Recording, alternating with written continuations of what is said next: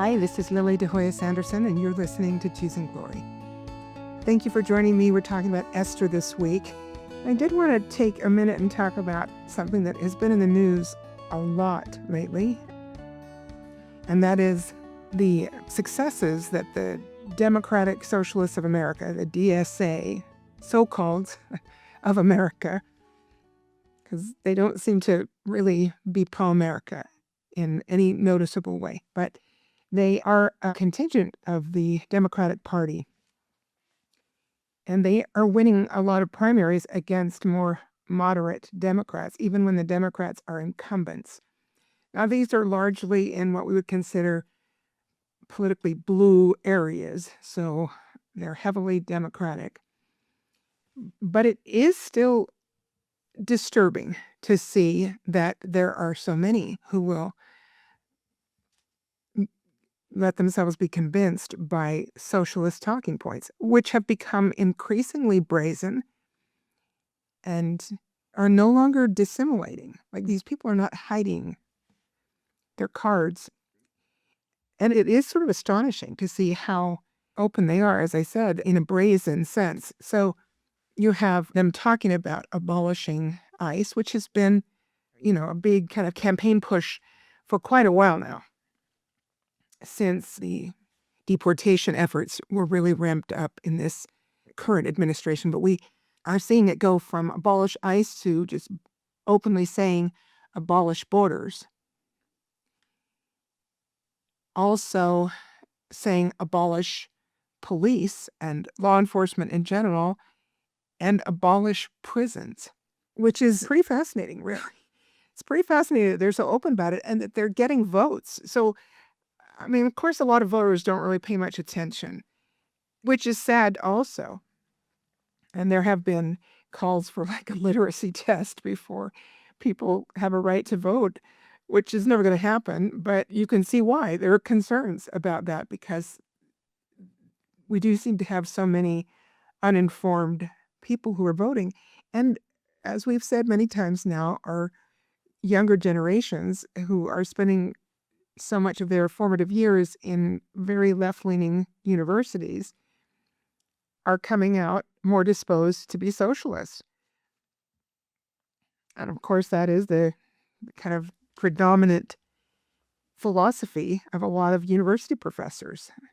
So we're really in a fascinating era. In fact, I saw one poll recently that I may not be quoting exactly, and I actually sort of spent a minute looking it up and I couldn't find it quickly, so forgive me if this is off a little bit, but it was along the lines of, and it's a very recent poll, where they checked the political leanings of college graduates who are making between $30,000 and $60,000 a year in income.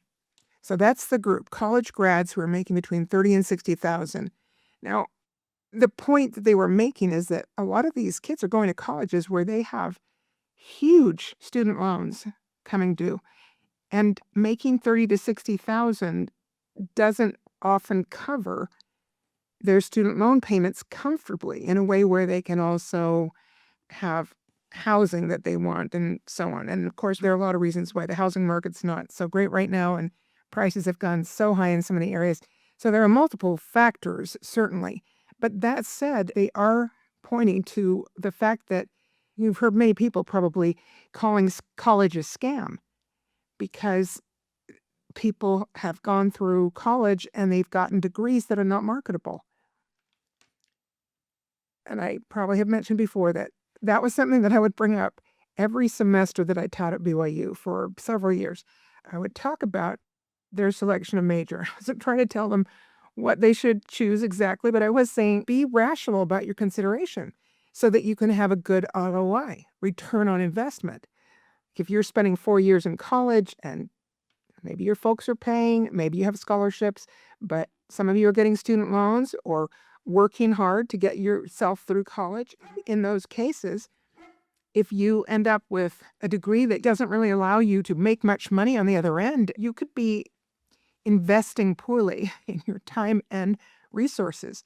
And of course, you could go into the whole thing about when student loans were privatized, there was more moderate cost. The university tuitions were lower and so on. But when the government took over the student loan program, I mean, that was a disaster. If you're interested, go look that up. But that really created a huge problem, which is another point against socializing things, because when the government gets involved, the quality goes down and the cost goes up. And that's exactly what happened. A lot of these students now, have loans that the U.S. government has guaranteed. So what does that mean? The universities have jacked up their tuition to really ridiculous levels compared to where they were just 5 years ago or 10 years ago. And the quality and the marketability of the degrees have not increased at all. So quality has gone down, cost has gone up. And then we find these kids or young people who are not making as much money as they thought they would after investing so heavily in a college degree. And surprise, surprise, 70% of them lean socialist. 70% of this group that I'm talking about, the $30,000 to $60,000 per year income earners that are college grads. And it kind of makes sense. And you see how there's a snowball that happens. The government gets involved in the student loan programs, the tuition goes way up. These kids think that they're going to get this great job and this great income because they go to these expensive universities and the costs are so high that it must be good, right? And then instead they feel gypped, and so they want free stuff. And they think it sounds great to complain about rich people and to talk about demonizing the ones who have as opposed to the have-nots who become, automatically virtuous. Anyway, really interesting things going on out there. And as these younger groups come up, if we don't talk to our children and grandchildren, again, I've always said this, we have to be respectful when we're talking to grandchildren and not try to subvert their own parents. But where we have an opportunity to lend support to good principles, I hope we do become another witness in our grandchildren's lives of the blessings of doing things well and not falling into the free stuff campaign. Because, really, those promises are how communists have taken over all over the place. It's always, let the government handle it, we'll be fair, we'll redistribute the wealth, we'll take care of everybody. And then what happens is the quality goes down and the costs, well, they go up, but eventually they run out of money, so then everybody is poor. And wow, what an improvement. I heard a snippet of a talk that Scott Bessent, who is the Secretary of Treasury, gave at a high school commencement, I think it was, in Georgia.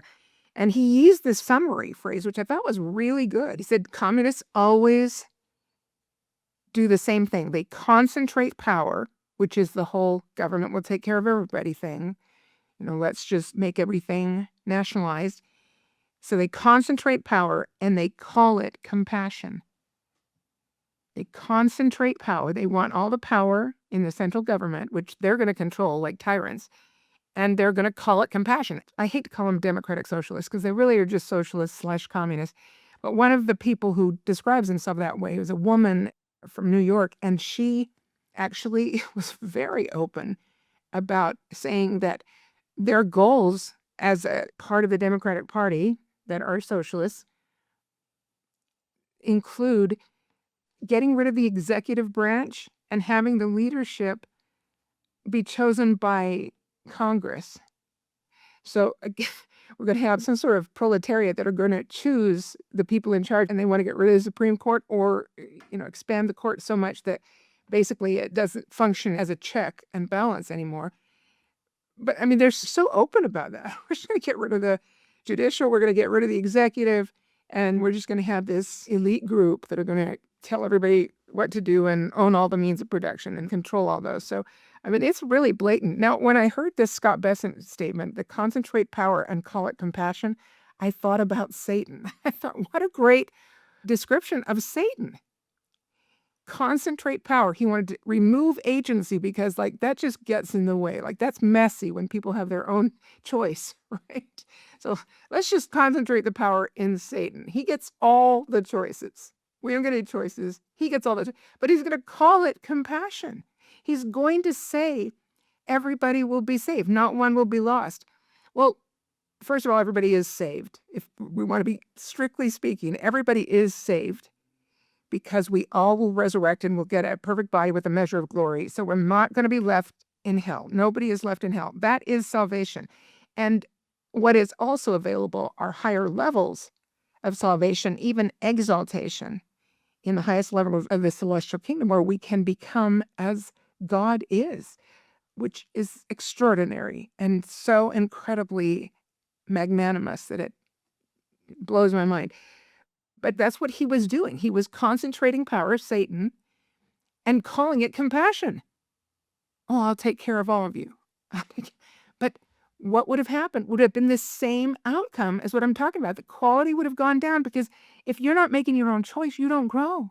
There's no muscle that's built when there's no opposition, when there's no choice to make, when it's all just cattle prod salvation or, forbidden or too costly to sin, whatever it is. There would have been no one who could have truly become anything more than where we started. And as the scriptures have made very clear, Father Lehi talks about this in 2nd Nephi, that we would have become devils and angels to a devil. He couldn't have resurrected us, so we wouldn't have even had that universal gift that Christ offers through the atonement.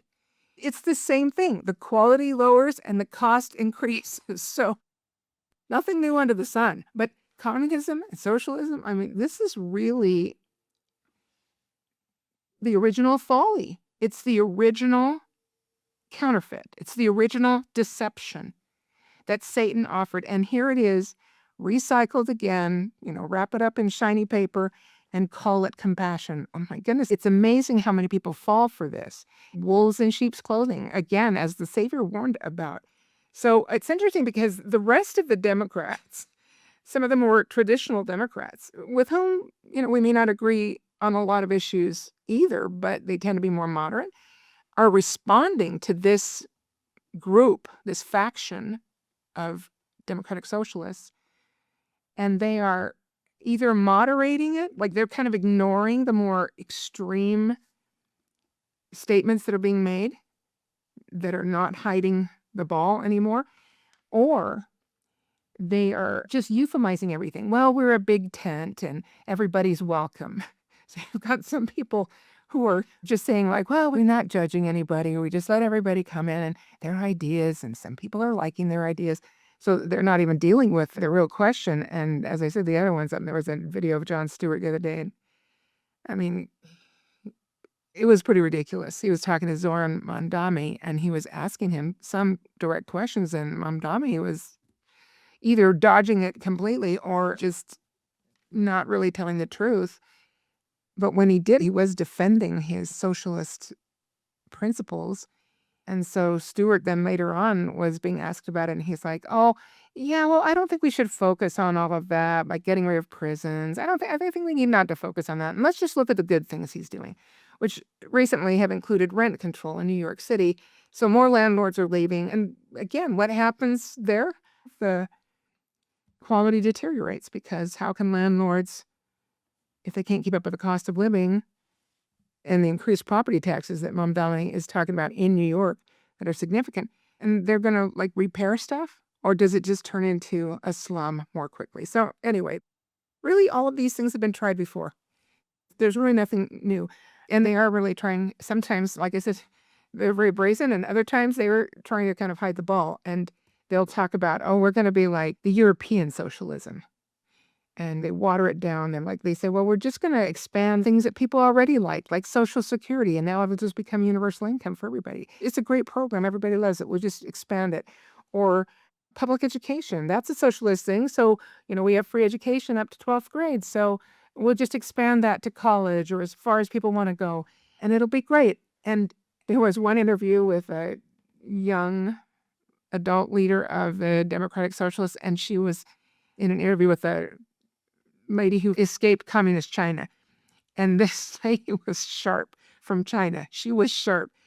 Anyway, she went right after public education very quickly without batting an eye. She said, yeah, well, public education has failed. The answer is never throw more money at it. She said, look at Baltimore. They spent so much money in Baltimore, not one of their students can pass grade level exams. So anyway, she was quick on that, which was great. But these people just won't listen because they have their agenda. Anyway, it's fascinating. Please recognize that this is the plan of Satan. It's not new. It's not kitschy. It's not modern. It's not the next best thing that's coming, even though so many of our young people think that it is. I'm not going to stay up nights worrying about that at all, because the Savior is coming, but we still should promote truth. We should promote good principles. We should recognize Satan in all his incarnations and try to help others to recognize the same patterns. So the story of Esther, just want to point out a few things. This is an iconic story, right? And it's harrowing. Should not skip that part. These are dark days for the Jews during part of the story. It all turns out well, and this has become the Feast of Purim, as it is mentioned in the last chapters of Esther, that is still celebrated by observant Jews. But of course, the king Ahasuerus, and this is where Israel is captive, a captive nation. Interestingly, they still rise to the top in some ways, because Mordecai has a pretty important position in the kingdom, not as important as the one he ends up with, but he still is involved and respected early on. And Esther is his kind of adopted daughter, his niece, but her parents have died, so he has raised her. And these are faithful people. And I hope you thought more about it, because I really enjoyed thinking about the idea that while difficult, Israel in captivity really is a preparation for the coming of the Messiah. I hope that percolates in our minds, because I think it's beautiful to see that Israel could have been prepared had they been righteous, but they were not righteous. So part of the consequences for their whoring after the idols of the Canaanites was that then they will not be in charge of their own destiny politically for the next 2,000 years or more. And yet the Savior is going to come through the Jews. So this captivity will help them remember who they are and to become strong in identity. And you definitely see that in Esther. You see that the Jews are a more cohesive group here, and they act as a group as the story progresses, and they are in danger. So, of course, Vashti, the king's wife, the queen, disrespects him and won't come when she is called for, and so he gets rid of her. And somebody suggests that he get another wife, so he brings in all these young, beautiful girls and chooses Esther. And Mordecai, encourages her to be one of those girls, and she is chosen. And the king really loves her. Now, I want to point that out, because sometimes when we talk about Esther, we don't mention some of the, I think, little nuanced parts, which are that Ahasuerus responds to Esther with such generosity. Remember, she's afraid to go to him, because if he doesn't lift the scepter and point it to her, she could be killed. And he has already got rid of one wife. So he has, very high expectations in his wife's obedience. So here's Esther, who's going to break the protocols in a very significant way that everybody knows about. Everyone knows that she's at risk when she enters his presence, and they're watching to see if he will point the scepter at her and save her life.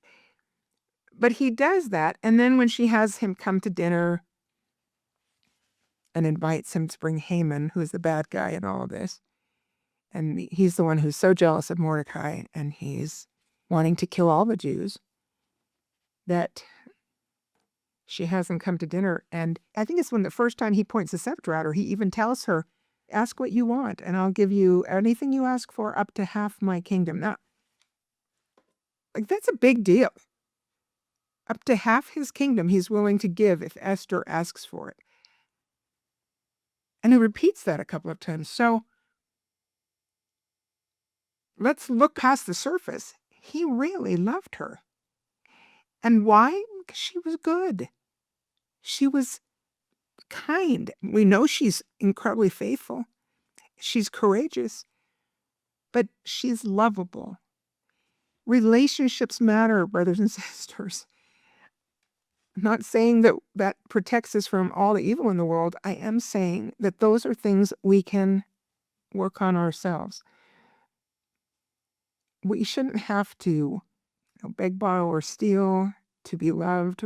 Going as far as becoming people pleasers can be really unhealthy. But isn't it true that some people are easier to love than others?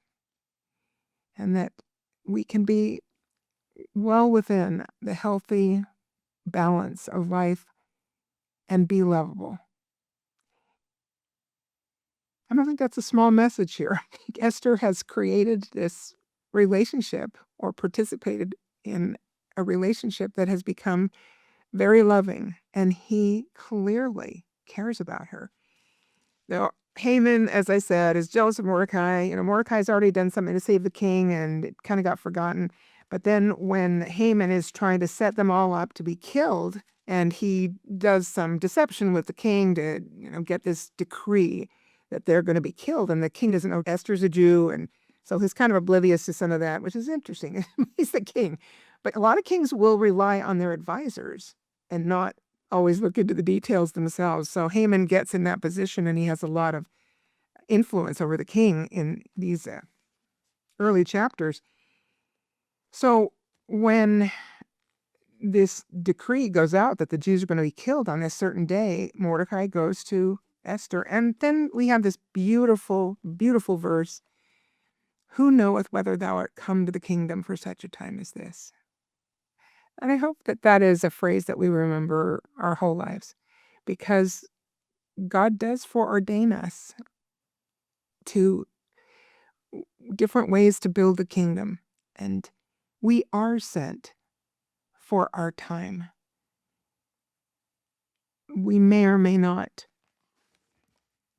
magnify all of those opportunities, but we could.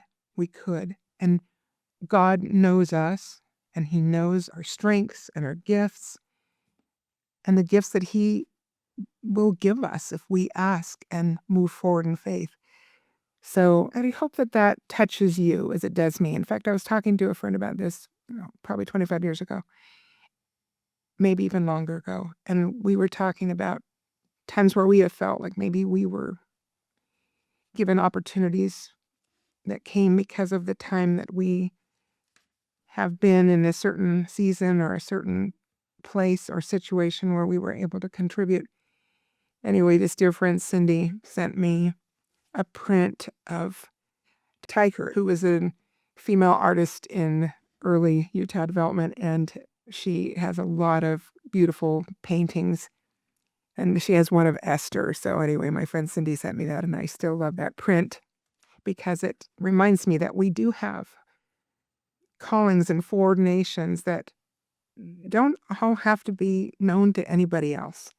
Some of them are part of our private journey, but they are significant, and the Lord knows us and has sent us at this time, which is certainly an important time.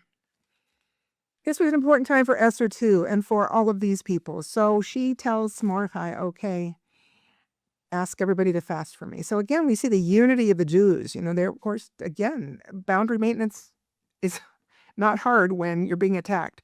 They do circle the wagons. They come together and they fast for Esther. I love that she says this. It may sound kind of harsh, but at the end of verse 16, we're chapter 4 in Esther, chapter 4, verse 16 at the end, "If I perish, I perish." That doesn't mean she didn't care about her life. It meant that she knew that death is not the real enemy. I say this a lot, but it's unrepented sin that is the enemy. Christ has fixed death forever. So she understands that that's not the worst thing that can happen. Failing to step up where she has an opportunity to save her people or be an instrument in the Lord's saving of the people, it's beautiful the way she steps up and decides that it's worth risking her life to give him this opportunity. Now, Notice how the Lord works. There's another little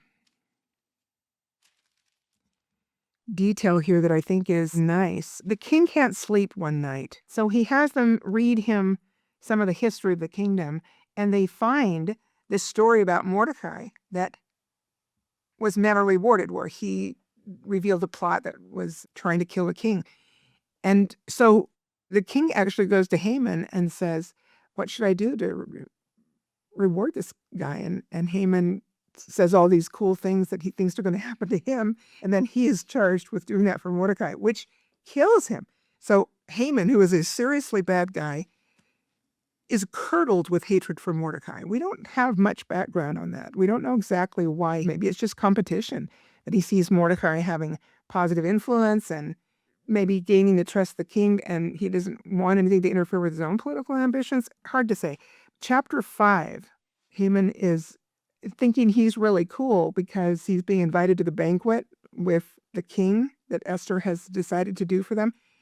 And then he says in chapter 5, verse 13, "Yet all this availeth me nothing, so long as I see Mordecai the Jew sitting at the king's gate." So I don't care how many honors I have. If Mordecai is getting rewarded, I can't stand it. How am I supposed to live with that? Even if I'm going to this special banquet and I think I'm really cool because I don't know that Esther is going to, reveal my plot.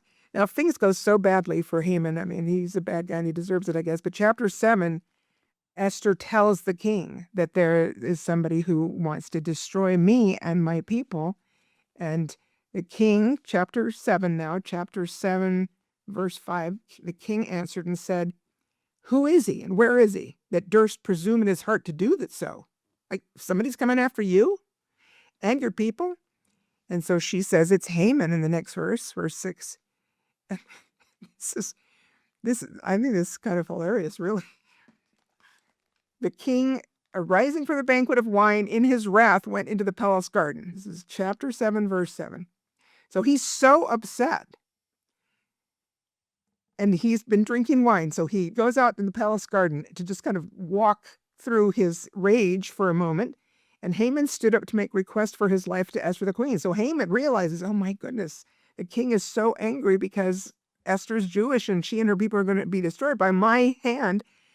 So he tries to beg for his life to Esther, and then he saw that there was an evil determined against him by the king. Yeah, you think? And then verse 8, the king returned out of the palace garden into the place of the banquet of wine, and Haman was fallen upon the bed whereon Esther was. So Haman is prostrate on the bed. It's her room.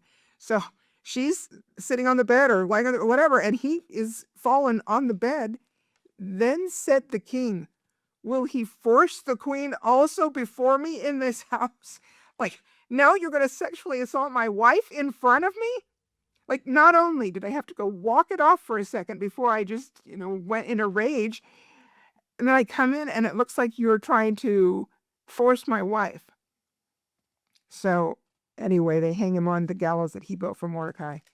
And then Mordecai is another one that it'd be nice to know more about this man, because he is promoted and he becomes kind of like Joseph was to Pharaoh. Mordecai is to Ahasuerus, because he is now second in command over the kingdom.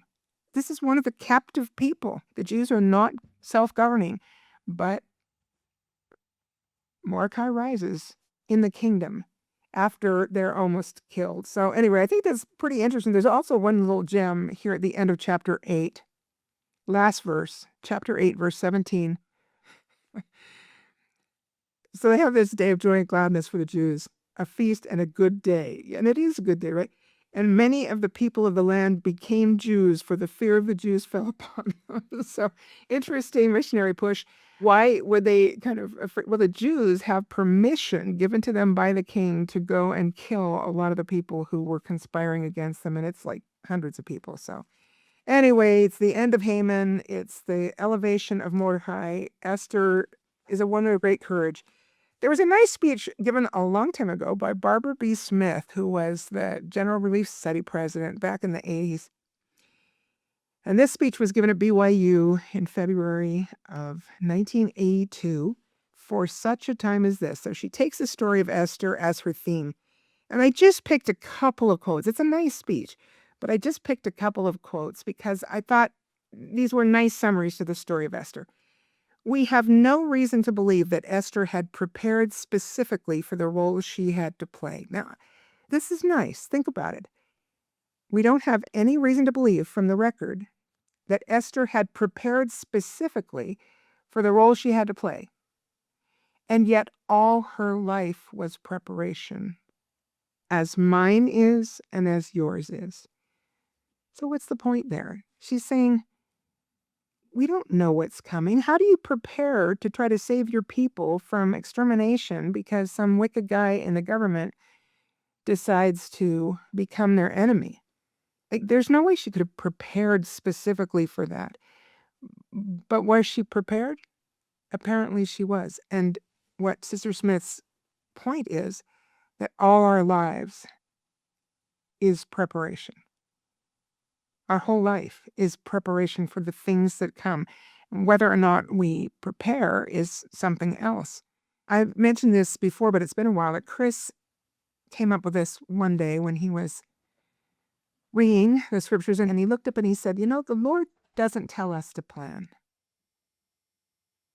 He never says, make a plan. He said, what he tells us is to prepare.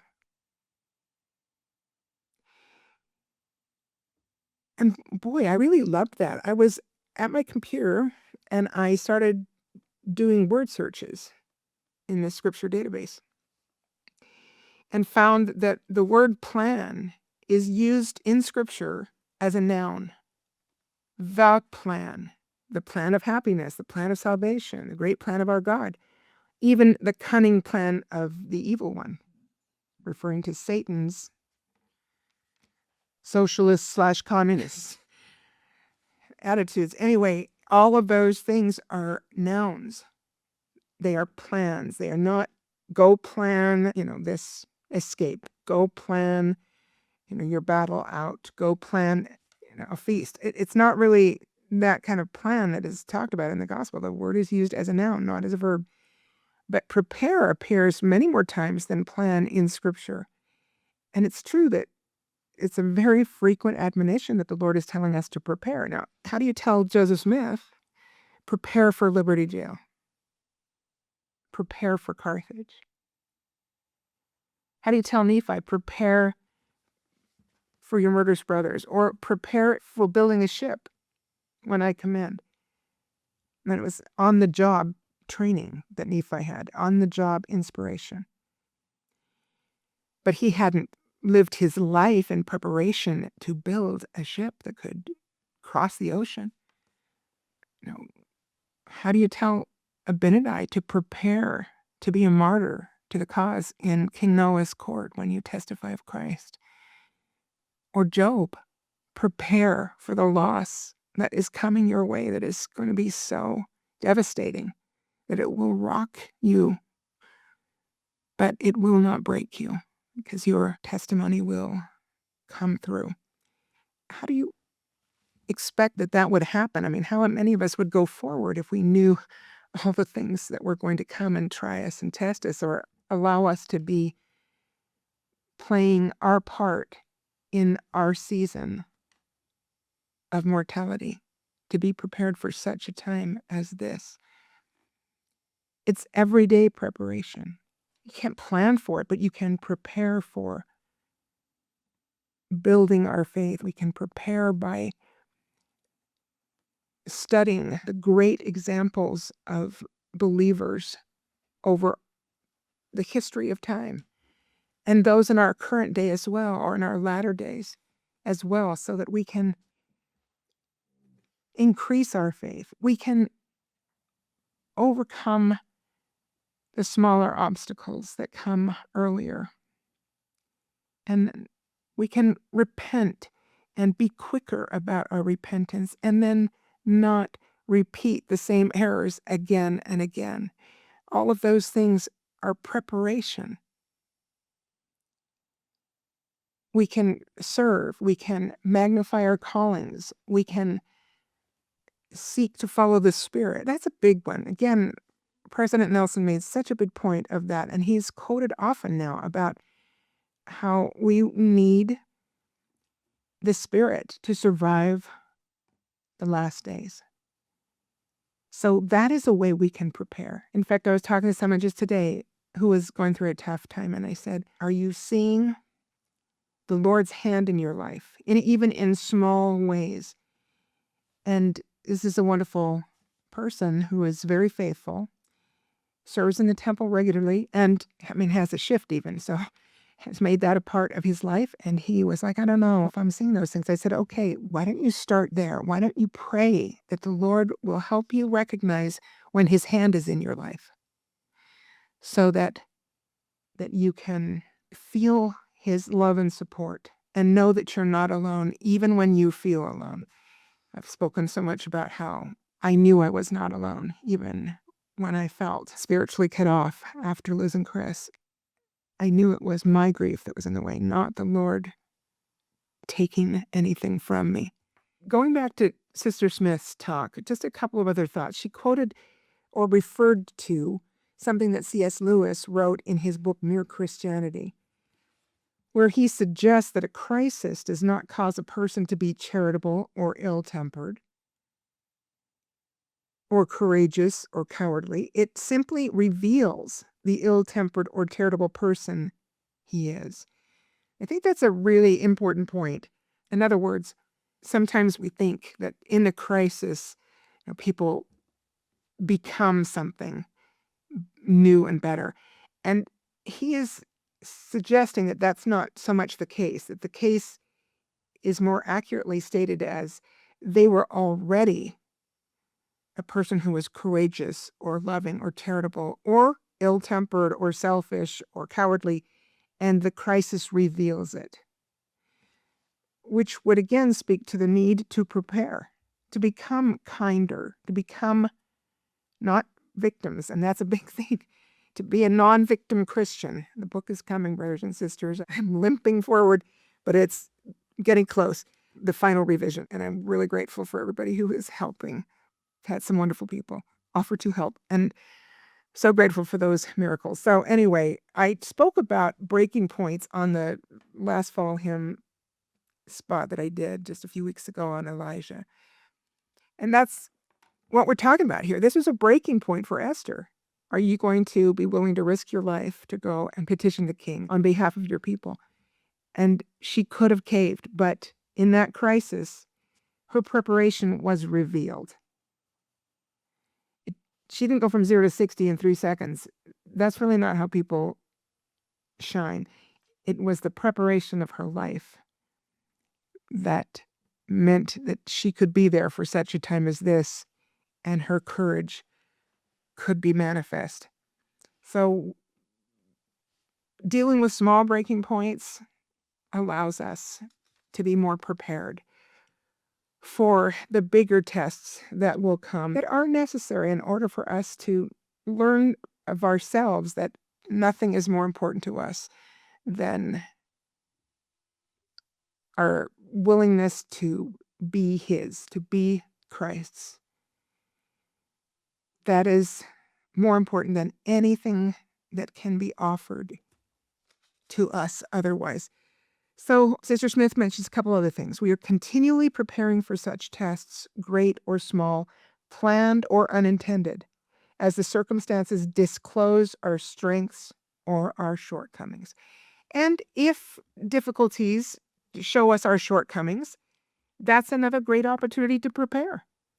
I spoke to someone the other day who had come home early from a mission because of some serious anxiety issues. And I said, why don't we reframe this as not a failure, but an opportunity to recognize that you struggle with anxiety. You didn't have that much awareness about how much this could interfere before. And that's not a failure. That's an opportunity to say, wow, there are other things that are coming in my life that are going to be difficult. There are good things, of course, to marriage, but it's also a refiner's fire. There are great blessings and great challenges in those refiner's fires. Having children, same thing, great blessings and great opportunities to become a better person. So let's look at that anxiety and let's address it now and realize that this challenging situation of a mission helps to reveal that. I'm actually going to add some extra content on that subject exactly. Some of these kids that are coming home from their missions because of anxiety and associated issues, and how we can really switch that around and let God consecrate it for our gain. We'll talk about some of those specifics. Couple of understatements. Preparation may be conscious and skillful, or casual and undirected, but in either case, it is cumulative. I think that's a fair point, that I'm asking us to be conscious and gain some skills in a very intentional way, but there are also very unexpected and casual experiences in life that will accumulate also in terms of how we respond. If we respond with a willingness to grow, a willingness to increase and progress. Finally, Sister Smith says, someone has remarked that the trouble with life is that it is so daily. I don't know. That really hit me. Does that resonate with any of you guys? The trouble with life is that it is so daily. Wow, I have told you before, I am living day to day. I mean, it's not that I don't try to look ahead and be responsible about things that I do need to prepare for, but in terms of like living without Chris, that is a day-to-day journey. I can't look too far ahead because I don't like it. I don't like to think about the time stretching forward without my partner. So that is one of the troubles of life. It is so daily. It requires that every day we address these things and deal with them step by step.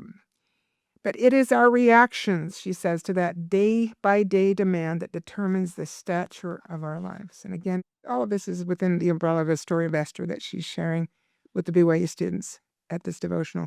It is our reactions to the day-to-day demands that determines the stature of our lives.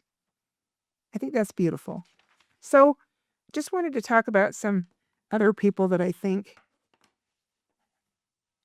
we see maybe more obvious examples of being prepared for such a time as they encountered in their lives. One of them is Alvin York.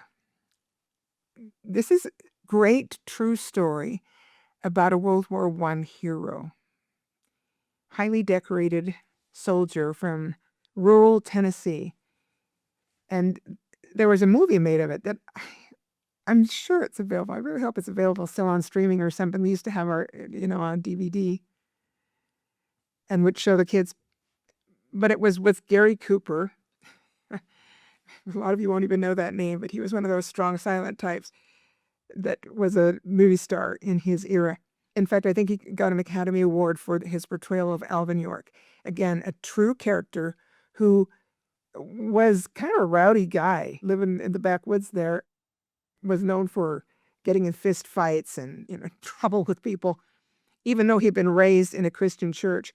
But then he had an experience that they depict in the movie that really, really brought his religion front and center in his life. And he became really devoted to trying to do what God wanted. And the name of the church that his family went to there in rural Tennessee was the Church of Christ in Christian Union. So he's drafted to go to fight in Europe during World War I. And he says he presents himself as a conscientious objector because he has sworn off violence, gotten over his youthful indiscretions, and he doesn't want to hurt anybody. And it shows in the movie, again, it's a Hollywood version, but it's fairly accurate that he spoke to several people, some of them his commanding officers, that tried to show him that it was okay to defend good against evil and your country, your family, all those things. So he ends up going, and he is a sharpshooter. He was a big hunter in his life in Tennessee, and he ends up doing some really heroic things. So that's a great movie if you want to talk to your kids about people who step up and they have pretty ordinary lives, and then they do extraordinary things in times that they're called into. And they also are born for such a time as their time. Of course, another one. Now, this one's an R-rated movie. Chris and I decided to watch it not apologizing for that. We tried to be super careful, but there were some things that we wanted to watch. Now, there were times I turned away from the screen because I don't like violence, and it's another war movie, so there's violence. But it's a true story about Desmond Doss, who was another Medal of Honor winner. Did I mention that Alvin York got the Medal of Honor? Anyway, Desmond Doss was a conscientious objector also, except he didn't change his mind and carry a gun in World War II. He was raised Seventh-day Adventist and really didn't want to be involved in violence, but he wanted to serve his country. And he was really disliked by his commanding officers. I mean, this is the military. So they were trying to get him out, and they gave him a lot of trouble for not wanting to carry a gun. But he said, so how are you going to help? He goes, well, I'd like to be a medic. So eventually they allow him to continue, even though, again, he's looked down on by a lot of his peers in the army as well as his officers. And yet here they are in Okinawa, and Okinawa, often called Bloody Okinawa, because it was so costly a victory for the Allies. And there were like 12,000 plus U.S. soldiers that were lost in the battle for Okinawa because the Japanese were really, really dug in. And they were going up Hacksaw Ridge, and that's the name of the movie, but Hacksaw Ridge, and you can look this up, and the story is online, and you can see some scenes from the movie online on YouTube that wouldn't be the whole movie. So if you want to catch some of the scenes, it's still very moving. What happened was that they're going up this ridge, and they have to climb up netting to get to the plateau on top where the Japanese are so entrenched. And they are so met with vicious defense and costly defense that by the end of the day, the leaders of the troops are saying, retreat, retreat. We got to go back down from the ridge because we're not going to hold it today.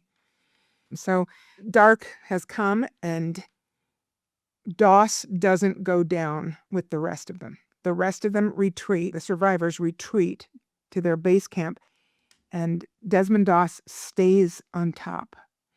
And he finds wounded soldiers and takes them to the cliff edge and puts a rope around them and drops them down slowly so that they can belay down and be found by the medics and so on. So they start seeing all these guys coming down little by little, and he's up there all night, and he saves 75 men.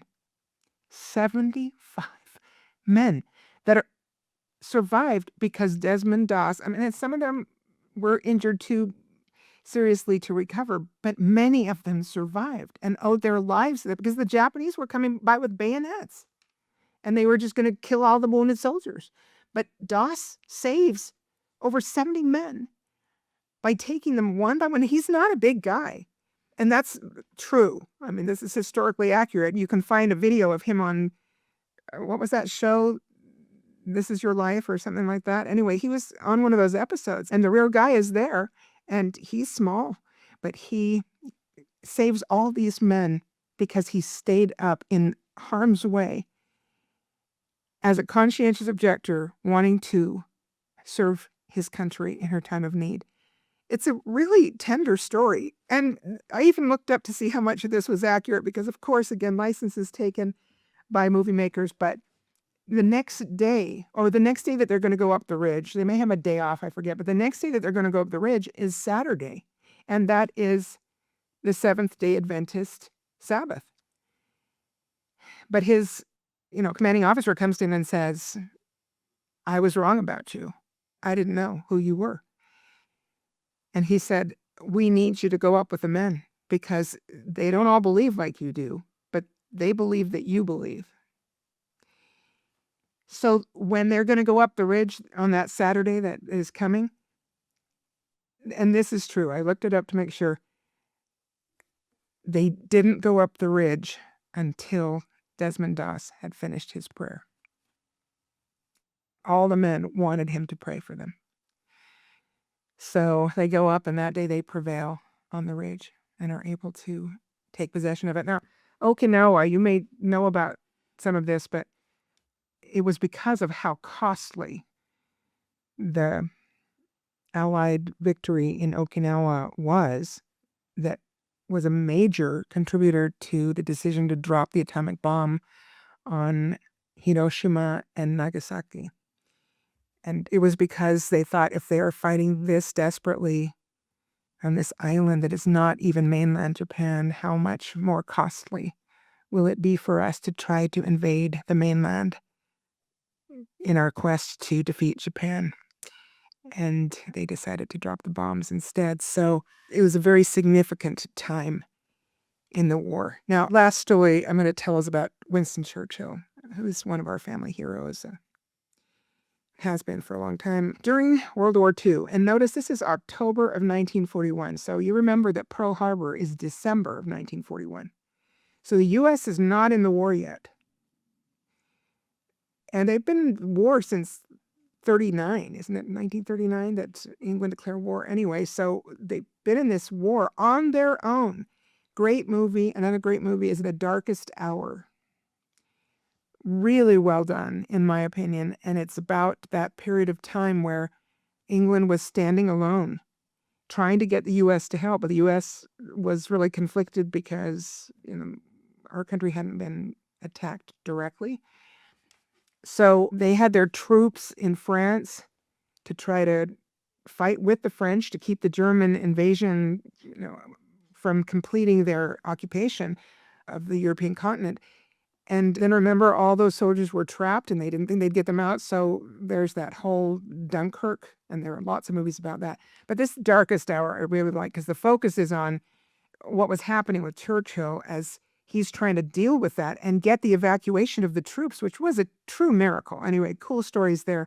But during this dark time, they've been hanging on for 3 years, and it's still on their own because the U.S. has not entered the war, and all the other Allied countries are captured and occupied by the Nazis. So what happens is Churchill is making an appearance at the school that he attended as a young man, Harrow School. And he goes to make some remarks there. And the school choir sings the school song for him as part of the program, but adds a verse in his honor. And this is what the verse said: "No less we praise in darker days the leader of our nation." So this is a tribute to Churchill as he comes to visit the school during these dark days of the war, October 41, before Pearl Harbor. "No less we praise in darker days the leader of our nation, and Churchill's name shall win acclaim from each new generation." Well, except that's not always true because people find ways to criticize all the heroes of the world, right? "For you have power in danger's hour, our freedom to defend, sir. Though long the fight, we know that right will triumph in the end, sir." So it was a clever verse in his honor to talk about him leading them through these dark days. And then, this is so beautiful to me. Churchill went up to say his remarks, and he says, "I have obtained the headmaster's permission to alter the word darker in this verse to sterner. So, no less we praise in sterner days." And then these beautiful words: "Do not let us speak of darker days. Let us speak rather of sterner days. These are not dark days. These are great days. The greatest days our country has ever lived, and we must all thank God that we have been allowed, each of us according to our stations, to play a part in making these days memorable in the history of our race." So I think it was Chris that made this suggestion, but when we self-published Choosing Glory, and we needed to come up with a publishing company name. So it's right there on the cover, probably on the spine, and of course inside on the title page. But the name we chose was These Are Great Days Publishing. And it was because of this terrific Churchill response. Sterner days. Let us not speak of darker days. Let us speak of sterner days. These are not dark days. These are great days. There are so many people who have blazed this path in history. Think of our founding fathers. Think of Joan of Arc, betrayed by the very king she was fighting to protect and defend, and then, abandoned when she's captured, and she goes to the stake because she will not recant. Esther, Joseph of Egypt, Nephi, Job. We're going to speak about him next week. How can we say enough about Job? Joseph Smith, Brigham Young, all the leaders of our... Well, those are the ones that are so high profile, but brothers and sisters, it's you and it's me, as Sister Smith invites. If we live our lives in preparation, the Lord will use us as instruments in His hand. It doesn't have to be in high profile ways.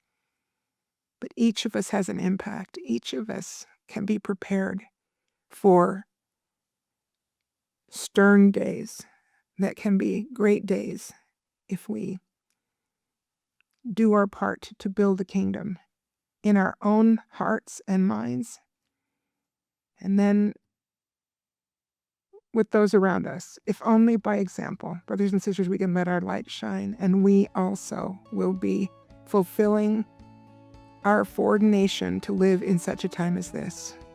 As ever, let us choose celestial glory and build Zion. My thanks to my dear husband, Chris Anderson, and Doug Larson of Point Digital. Take care.